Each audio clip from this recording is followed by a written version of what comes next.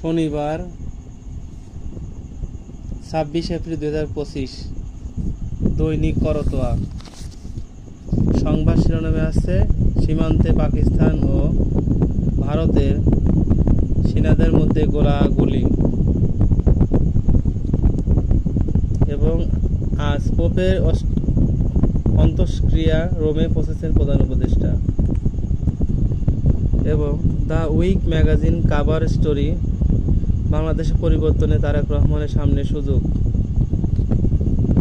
এবং রাজনীতির মঞ্চে হঠাৎ ভিড়, 8 মাসে 26 নতুন দল বাংলাদেশে। এবং ভারত ও পাকিস্তানকে সর্বোচ্চ ধৈর্য ধরার আহ্বান জাতিসংঘের। সক্ষমতা যাচাইয়ের দ্রুত স্থানীয় সরকার নির্বাচন দিন জামাতের আমির। শহীদি সমাবেশে থেকে আওয়ামী লীগকে নিষেধের দাবি। এবং নর্থ সাউথে ভর্তি পরীক্ষা দিলেন আসিফ মাহমুদ।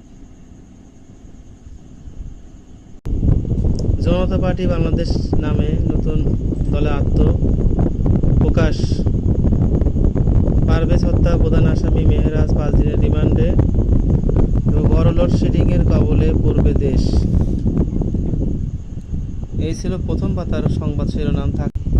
স্বস্তি ফেরেনি চালের বাজারে, আরও বাড়তে পারে দাম। মুরগিতে স্বস্তি, গরম ও সবজির বাজার। উপাচার্য ছাড়াই চলছে সরকারি বেসরকারি 41 বিশ্ববিদ্যালয় কার্যক্রম। এবং জববারের বলি খেলায় আবারও চ্যাম্পিয়ন বাঁকা শরীফ।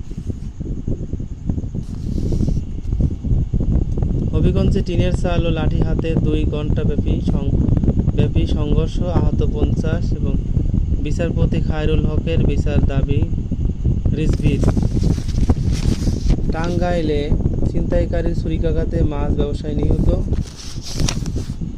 দুবাই ফেরত যাত্রীর অন্তর্বাসসহ পোশাক মিলল 1.5 কেজি গলিত সোনা। খোঁজ নেই লিবিয়া ও জিম্মি মাদারীপুরে 3 যুবকের।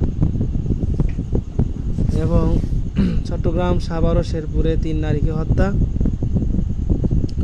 নারী সংস্কার ও কমিশনের সুপারিশ, পারিবারিক কাঠামো ধ্বংসের ষড়যন্ত্র। সড়ক দুর্ঘটনায় মা, ছেলে ও প্রেমিক জুটি সহ নিহত 7।